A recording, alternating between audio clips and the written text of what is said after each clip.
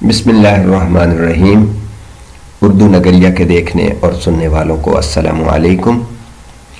आज की इस वीडियो में साल दोम के सबक नंबर 7 दस्तक पे बात करेंगे।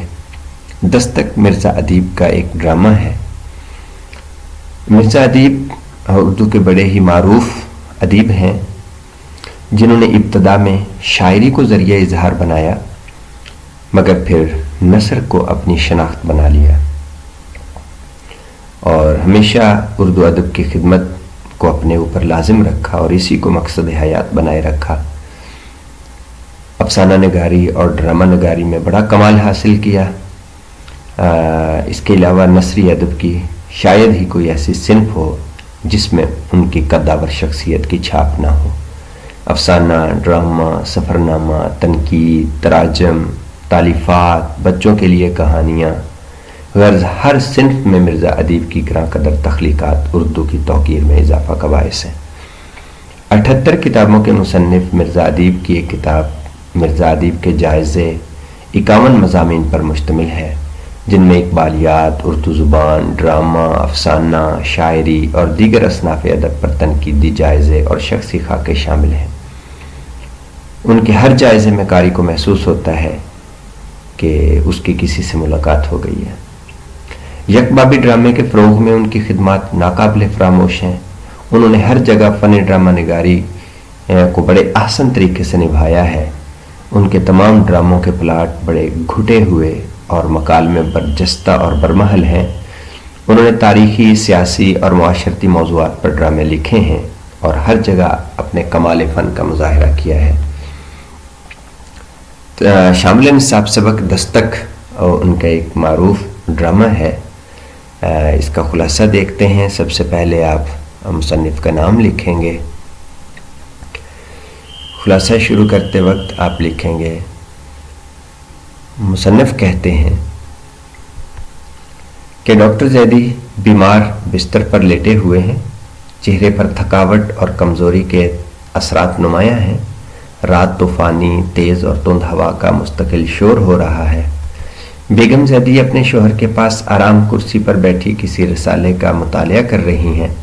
डॉक्टर साहब ने धीमी सी आवाज़ में कुछ कहा जिसे बेगम साहिबा सुन न पाईं, लेकिन जब वो अपने जिस्म से कंबल हटाने लगे तो बेगम के पूछने पर उन्होंने कहा कि बाहर कोई दरवाज़ा खटखटा रहा है। बेगम ने जवाब दिया कि मुझे तो कोई दस्तक सुनाई नहीं दी, लेकिन इस वजाहत के बावजूद डॉक्टर ज़ैदी बार बार दरवाजे के पर्दे पर निगाहें जमाए बेगम को दस्तक होने का यकीन दिलाने की कोशिश करते हैं, तो बेगम उनके इस एहसास को वहम करार देती है और उन्हें आराम करने का मशवरा देती है। अपने शोहर को मुतमईन करने के लिए बेगम साहिबा दरवाजे की तरफ गईं और आकर उन्हें बताया कि दरवाजे पर कोई भी नहीं है और अगर हुआ भी तो वो दरवाजे पर लगी कॉल बेल बजाएगा, दस्तक नहीं देगा। इसी दौरान में बाहर बारिश भी शुरू हो जाती है और हवा का शोर भी बढ़ जाता है। डॉक्टर ज़ैदी की बेचैनी में इजाफा होने लगता है। बेगम डॉक्टर ज़ैदी से कहती हैं कि वो मुआलिज डॉक्टर बुरहान को इस वहम के बारे में बताएंगी। इसी दौरान में दरवाजे की घंटी बज उठी। बेगम ज़ैदी ने जाकर देखा तो डॉक्टर बुरहान थे। डॉक्टर बुरहान आकर डॉक्टर ज़ैदी का हाल पूछते हैं और उन्हें दवा लेने और आराम करने का मशवरा देते हैं। बेगम ज़ैदी डॉक्टर बुरहान को डॉक्टर ज़ैदी के वहम के बारे में बताती हैं। इसी दौरान डॉक्टर ज़ैदी माजी की यादों में खो जाते हैं और आंखें बंद करते हुए बताते हैं कि 18-20 साल पहले वो क्लिनिक से थके हारे घर आए तो एक बूढ़ा उनके घर आया था जिसका बेटा सख्त बीमार था और वो बूढ़ा ये चाहता था कि मैं उसके साथ चलकर उसके बेटे का मुआयना कर लूँ। चूंकि मैं सख्त थका हुआ था इसलिए मैंने जाने से इनकार कर दिया। नौकर के रोकने के बावजूद बूढ़ा मेरे कमरे में आ गया और मिन्नत समाजत करने लगा कि मेरा बेटा सख्त बीमार है, उसे पहले भी आपकी दवा से शिफा हुई थी, इसलिए मेहरबानी करके आप उसे चलकर देख लें।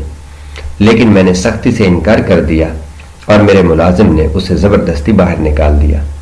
वो बूढ़ा मेरे दरवाजे पर दस्तक देने लगा, लेकिन मैं सो गया। सुबह उठा तो रात के वाक़या पर बेहद निदामत हो रही थी। मैंने बूढ़े को ढूंढने की बहुत कोशिश की, मगर उसका कुछ पता नहीं चल सका। डॉक्टर बुरहान ने डॉक्टर ज़ैदी का वाक़या सुना तो कहा कि डॉक्टर साहब ये आपका ज़मीर है, जो अब कभी कभी आपके दरवाजे पर दस्तक देता रहता है, आप अपने इस वाक्य में इतनी बात का और इजाफा कर लीजिए कि मैं उन्हीं बड़े मियाँ का पोता हूं जिसका बेटा उस रात एड़ियां रगड़ रगड़ कर मर रहा था।